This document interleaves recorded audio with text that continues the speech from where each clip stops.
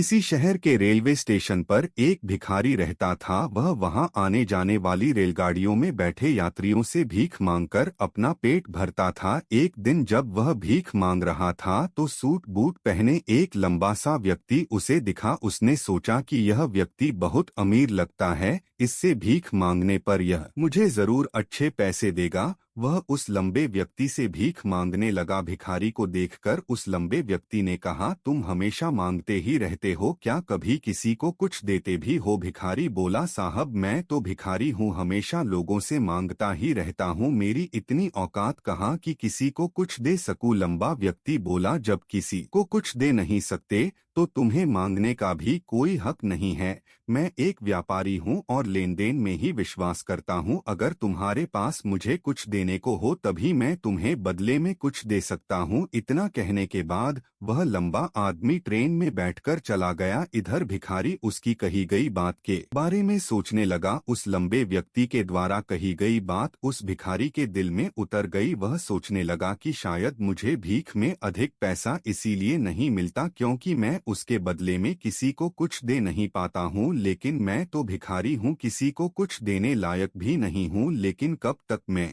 लोगों को बिना कुछ दिए केवल मांगता ही रहूंगा? बहुत सोचने के बाद उस भिखारी ने निर्णय किया कि जो भी व्यक्ति उसे भीख देगा उसके बदले में वह भी उस व्यक्ति को कुछ जरूर देगा। लेकिन अब उसके दिमाग में यह प्रश्न चल रहा था कि वह खुद भिखारी है तो भीख के बदले में वह दूसरों को क्या दे सकता है। इस बात को सोचते हुए 2 दिन हो गए लेकिन उसे अपने प्रश्न का कोई उत्तर नहीं मिला था। तीसरे दिन जब वह स्टेशन के पास बैठा हुआ था तभी उसकी नज़र कुछ फूलों पर पड़ी जो स्टेशन के आसपास के पौधों पर खिल रहे थे। उसने सोचा, क्यों ना मैं लोगों को भीख के बदले कुछ फूल दे दिया करूं। उसको अपना यह विचार अच्छा लगा और उसने वहां से कुछ फूल तोड़ लिए। अब वह ट्रेन में भीख मांगने पहुंचा। अब जब भी कोई उसे भीख देता तो उसके बदले में वह भीख देने वाले को कुछ फूल दे देता। उन फूलों को लोग खुश होकर अपने पास रख लेते थे। अब भिखारी रोज फूल तोड़ता और भीख के बदले में उन फूलों को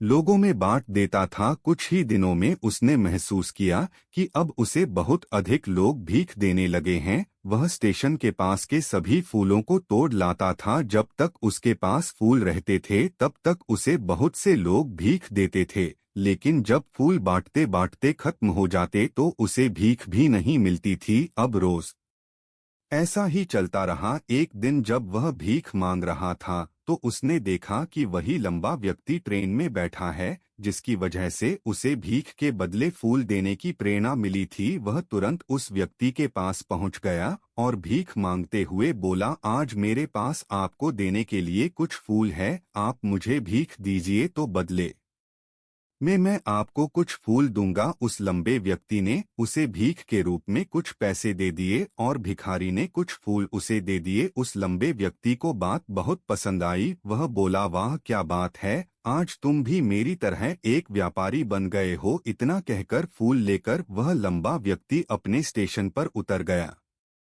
लेकिन उस लंबे व्यक्ति द्वारा कही गई बात एक बार फिर से उस भिखारी के दिल में उतर गई। वह बार बार उस लंबे व्यक्ति के द्वारा कही गई बात के बारे में सोचने लगा और बहुत खुश होने लगा। उसकी आंखें अब चमकने लगी। उसे लगने लगा कि अब उसके हाथ सफलता की वह चाबी लग गई है जिसके द्वारा वह अपने जीवन को बदल सकता है। वह तुरंत ट्रेन से नीचे उतरा और उत्साहित होकर बहुत तेज आवाज में ऊपर आसमान की तरफ देखकर बोला, मैं भिखारी नहीं हूँ, मैं तो एक व्यापारी हूँ, मैं भी अमीर बन सकता हूँ। लोगों ने उसे देखा तो सोचा कि शायद यह भिखारी पागल हो गया है और अगले दिन से वह भिखारी उस स्टेशन पर फिर कभी नहीं दिखा। लेकिन 6 महीने बाद इसी स्टेशन पर दो व्यक्ति सूट बूट पहने हुए यात्रा कर रहे थे। दोनों ने एक दूसरे को देखा तो उनमें से एक ने दूसरे से हाथ मिलाया और कहा, क्या आपने मुझे पहचाना? दूसरा व्यक्ति बोला, नहीं, क्योंकि मेरे हिसाब से हम लोग पहली बार मिल रहे हैं। पहला व्यक्ति बोला,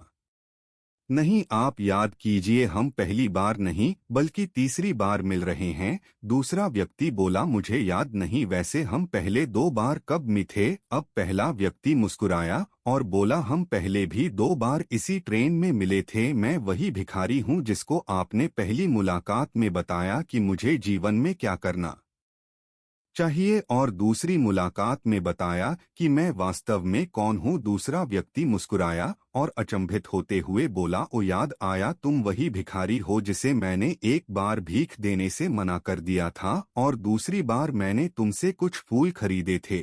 लेकिन आज तुम यह सूट बूट में कहाँ जा रहे हो और आजकल क्या कर रहे हो? तब पहला व्यक्ति बोला, हाँ मैं वही भिखारी हूँ, लेकिन आज मैं फूलों का एक बहुत बड़ा व्यापारी हूँ और इसी व्यापार के काम से ही दूसरे शहर जा रहा हूँ। कुछ देर रुकने के बाद वह फिर बोला, आपने मुझे पहली मुलाकात में प्रकृति का वह नियम बताया था जिसके अनुसार हमें तभी कुछ मिलता है जब हम कुछ देते हैं। लेन देन का यह नियम वास्तव में काम करता है। मैंने यह बहुत अच्छी तरह महसूस किया है, लेकिन मैं खुद को हमेशा भिखारी ही समझता रहा। इससे ऊपर उठकर मैंने कभी सोचा ही नहीं और जब आपसे मेरी दूसरी मुलाकात हुई तब आपने मुझे बताया कि मैं एक व्यापारी बन चुका हूँ। अब मैं समझ चुका था कि मैं वास्तव में एक भिखारी नहीं बल्कि व्यापारी बन चुका हूँ। मैंने समझ लिया था कि लोग मुझे इतनी भीख क्यों दे रहे हैं, क्योंकि वह मुझे भीख नहीं दे रहे थे बल्कि उन फूलों का मूल्य चुका रहे थे।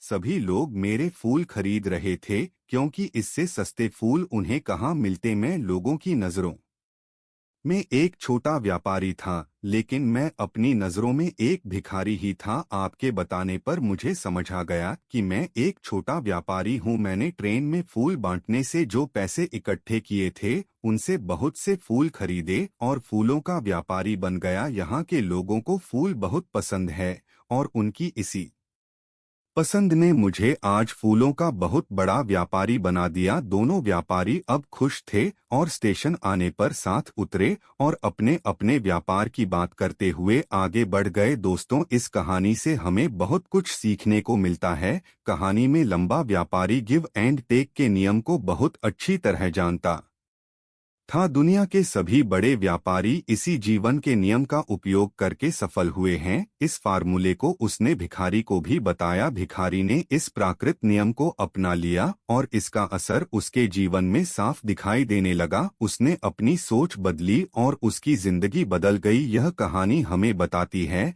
कि हम यदि अपनी सोच बदल ले तो कुछ भी हासिल किया जा सकता है। यदि हम खुद को छोटा समझते रहेंगे तो हम हमेशा छोटे ही बने रहेंगे। बड़ा बनने के लिए हमें अपनी सोच को बदलना होगा और खुद के बारे में बड़ा सोचना होगा। कहानी का सार यह है कि सफलता आपकी सोच में छुपी होती है। खुद का आत्मसम्मान जगाएं, अपनी सोच को बड़ा बनाइए और देखिए कैसे आप सफलता के शिखर पर पहुंच जाते हैं।